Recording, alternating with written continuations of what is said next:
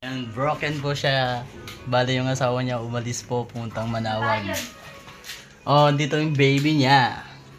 Saka ngayon guys, kakauwi ko lang galing work ko, nagtinda sa palengke kaya datnan ko yung aking asawa na naglalaba kaya puntahan natin siya. Let's go! So, punta natin yung asawa ko na naglalaba ngayon.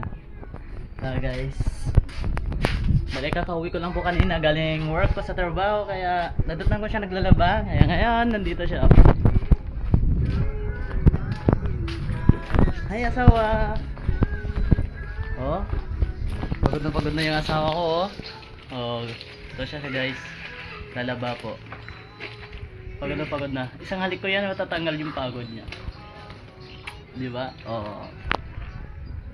Yan na po siya. Tutulungan ko lang po siya. Salamat. Paano na kaming dalawa?